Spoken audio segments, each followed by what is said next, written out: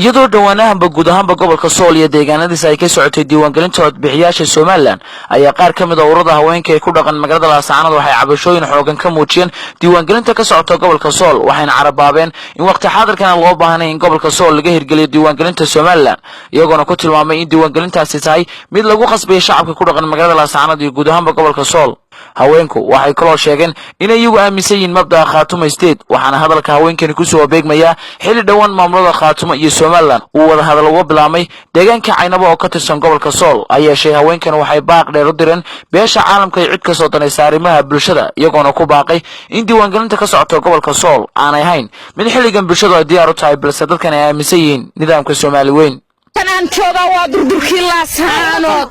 war waxa laygu yiri hadaadan gooda galin kaarka Soomaaliland oo aadan qaadan ilmahaagu iskuulka ma dhiganayo naanaagi hayba laygu yiri dibadda u soo bax oo kala qaadanaya diiwaangelinta kaarka diiwaangelinta qaado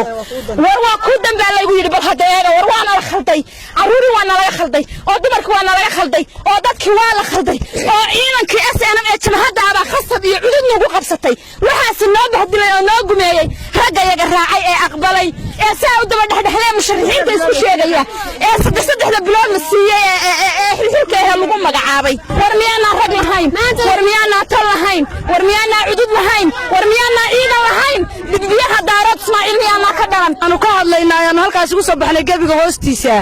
ina gumeednimada iyo dhibaatada haysata konton nin oo joogta Laascaanood oo u dhalatay Buuhoodle Laascaanood iyo Ceerigaabo ma matalaan kumaan kun qof oo Soomaaliyeed war miyayd matalaan annagu dad Soomaaliyeed baan miyayd matalaan Soomaali baanu nahay kontonka qofna ma duleyn karaan ta madaxweynaha lagu sheegayo ma karo magacaaga ma karo sababtaana u kari waad u ilowday aad iyo aad baad u gumayse ma karo magacaaga Xasan Shiikho waxa weeye dadka 4.5 ka lagu tirsada ee ilaadarood baanu walaalana qismiga warba 4.5 ka lagu dhacdaan baa inaga dhaxeeya hadii islaamnimo jirto oo Soomaalinimo jirto oo daaroodka la sheegay 4.5 ka lagu haystaa jiraan hanna laga soo gaaro Soomaaliland kaas waa dadka Laascaanood ku jirno anagu Soomaaliland ma nihin Soomaali baanu nahay Khaatumo aanu nahay waxaan la hadlayaa adduunweynaha jimciyada qurumaha ka dhaxeeya federaalka waxaan la wixii ama xaq garanaya ama waajibka garanaya ama dastuurka garanaya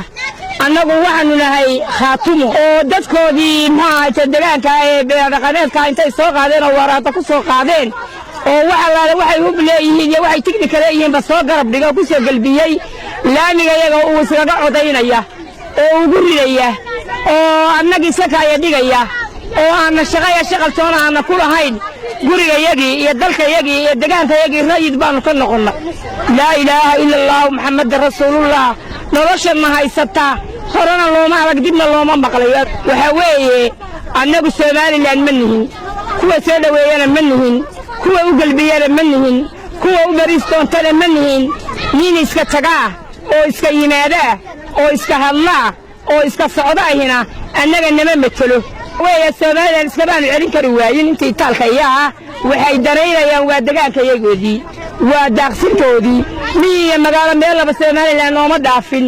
hubka dhacaya iyo dhulka loololinayo iyo ciidda dalagadiga lagu sameeyo yay nooga tureen in aad marba mid qaato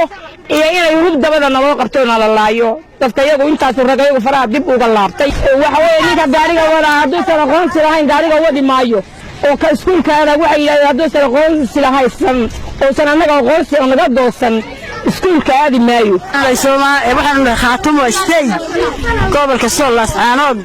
waana lagu gumaystay Soomaaliland baan lagu gumaystay ragayagina wuxuu noqday in carartay iyo inay gumaysteen oo calooshooda u shaqeysta anagu Soomaali baanu waxaan Khaatumo maaha markii ugu horeysay ee ururada haweenka iyo qaybaha kala duwan ee bulshada ku dhaqan magaalada Laascaanood ay cabashooyin noocan oo kala ka bidaan xaaladaha ka jira guud ahaan gobolka Sool Maxamed Axmed Jaamac xaqiiqtabiyaha caalamiga ee Kelson TV magaalada Laascaanood